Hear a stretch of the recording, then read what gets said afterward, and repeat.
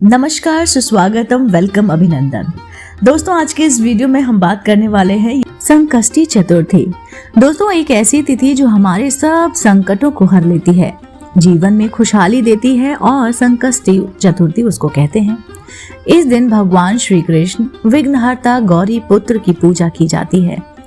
उसके लिए व्रत, उपासना और उपवास भी किया जाता है। हर माह के दोनों पक्षों की चतुर्थी तिथि भगवान गणेश की पूजा की जाती है। हर माह के शुक्ल पक्ष की चतुर्थी को विनायकी श्री गणेश चतुर्थी और कृष्ण पक्ष की चतुर्थी को संकष्टी श्री गणेश चतुर्थी के रूप में मनाया जाता है। भगवान गणेश जी का सर्वप्रथम हर शुभ कार्य या फिर पूजा से पहले पूजन किया जाता है। श्री गणेश प्रथम पूजनीय है। इसकी विधि क्या है, कैसे मनाए संकष्टी चतुर्थी? दोस्तों, सबसे पहले संकष्टी चतुर्थी के दिन सूर्य उदय से पहले उठकर आप स्नान कर लें, सूर्य को अर्घ दें, एक चौकी या मंदिर में ही लाल वस्त्र बिछाएं और उस पर कलश स्थापना करें। भगवान गणेश जी की मूर्ति स्थापना करें, उन्हें जल अर्पित करें या फिर जल का छींटा दें। उन्हें हल्दी कुमकुम का तिलक करें और पीले वस्त्र अर्पित करें। पीले फूलों की माला अर्पित करें और उन्हें दुर्वा भी अर्पित करें। मोदक व अन्य मिठाइयों का भोग लगाएं, हरे फल भी उन्हें भोग लगाएं। गणेश वंदना से शुरुआत कर अपनी पूजा प्रारंभ करें और आरती के साथ संपन्न करें। शाम के समय फिर से गणेश पूजन करें और चंद्रमा को अर्घ दें। भगवान गणेश को भोजन में मिठाई का भोग लगाएं और व्रत का पारायण करें।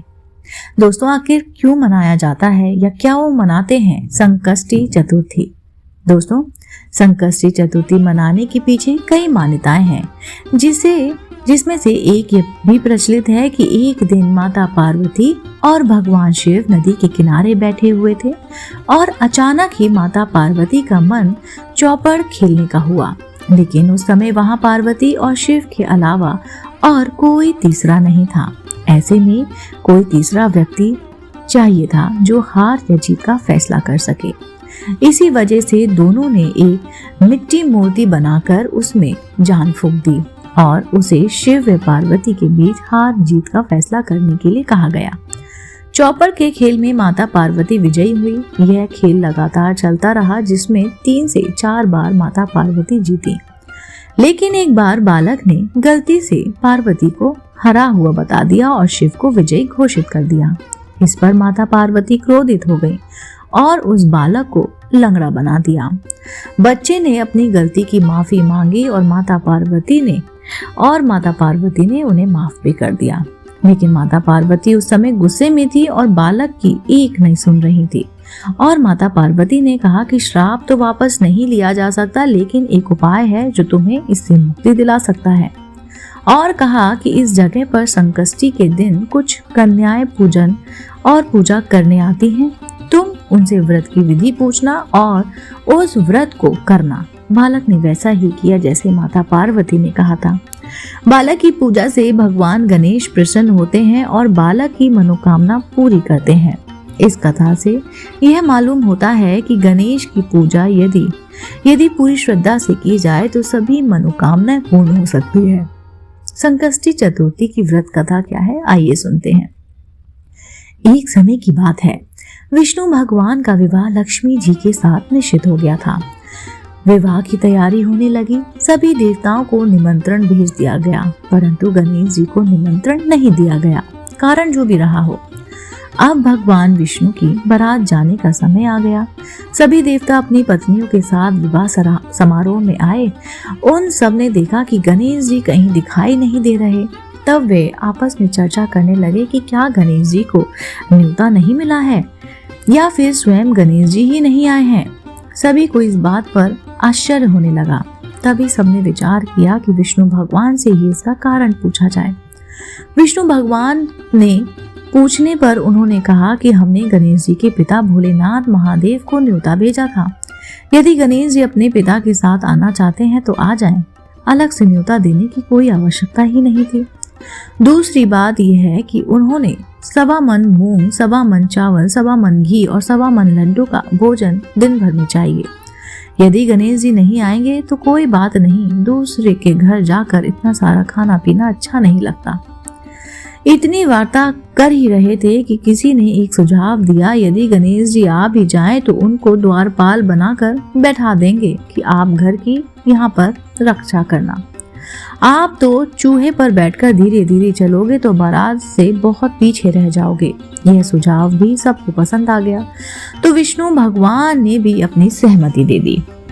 होना क्या था, इतने में गणेश जी वहां पर पहुंचे और उन्हें समझा बुझाकर घर की रखवाली करने के लिए बैठा दिया गया। बारात चल दी, तब नारद जी ने देखा कि गणेश जी तो दरवाजे पर ही बैठे हुए हैं, तो वे गणेश जी के पास गए और रुकने का कारण पूछा। गणेश जी कहने लगे, विष्णु भगवान ने मेरा बहुत अपमान किया है। नारद जी ने कहा, आप अपना मूषक सेना को आगे भेज दें, तो वे रास्ता खोद देगी जिससे उनके वाहन धरती में धंस जाएंगे। तब आपको सम्मान पूर्वक बुलाना पड़ेगा। अब तो गणेश जी ने अपनी मूषक सेना जल्दी से आगे भेज दी और सेना ने जमीन पोली पोली कर दी। जब बारात वहां से निकली तो रथों के पहिए धरती में धंस गए। लाख कोशिश करने के बाद भी पहिए बाहर ना निकले। सभी ने अपने अपने उपाय किए, परंतु पहिए तो नहीं निकलने थे, बल्कि जगह जगह से टूट गए। किसी की समझ में नहीं आ रहा था कि अब क्या किया जाए। तब तो नारद जी ने कहा, आप लोगों ने गणेश जी का अपमान करके अच्छा नहीं किया है। यदि उन्हें मनाकर लाया जाए तो उनका कार्य सिद्ध हो सकता है और ये संकट भी टल सकता है। शंकर भगवान ने अपने दूत नंदी को भेजा और वे आदर सम्मान के साथ गणेश जी को लेकर आए और उनका पूजन किया। तब कहीं रथ के पहिए निकले। अब रथ के पहिए निकल गए, तो सुधार कौन करेगा। पास के खेत में हाथी काम कर रहा था, उन्हें बुलाया गया। हाथी अपना कार्य करने के पहले श्री गणेशाय नमः कहकर श्री गणेश जी की वंदना मन करने लगा। देखते ही देखते हाथी ने सभी पहियों को ठीक कर दिया और हाथी कहने लगा कि हे देवताओं, आपने सर्वप्रथम गणेश जी को नहीं मनाया होगा और ना ही उनकी पूजा की होगी, इसलिए तो आपके साथ ये संकट आया है। हम तो मूर्ख अज्ञानी हैं, फिर भी पहले गणेश जी को पूजते हैं, इसका ध्यान करते हैं। आप लोग तो देवता गण हैं, फिर भी आप गणेश जी को कैसे भूल सकते हैं। अब आप लोग भगवान गणेश जी की पूजा कीजिए, उनकी जयकारा कीजिए, तो आपके सब काम बन जाएंगे और कोई संकट भी नहीं आएगा। ऐसा कहते हुए बारात वहां से चली दी और विष्णु भगवान का लक्ष्मी जी के साथ विवाह संपन्न कराने सभी सकुशल घर लौट आए। हे गणेश जी महाराज, आपने विष्णु को जैसे कारज सारियो, ऐसे कारज सबको सिद्ध कर जो। बोलो गजानन भगवान की जय। दोस्तों, उम्मीद करती हूँ आपको संकष्टी चतुर्थी की ये प्यारी सी कहानी जरूर पसंद आई होगी। ऐसे ही धार्मिक पौराणिक कहानी, कथाएं, व्रत, पूजा विधि सुनने, जानने, देखने के लिए जुड़े रहिए आप अपने पसंदीदा YouTube चैनल से। मैं फिर से उपस्थित होती हूँ, तब तक के लिए नमस्कार।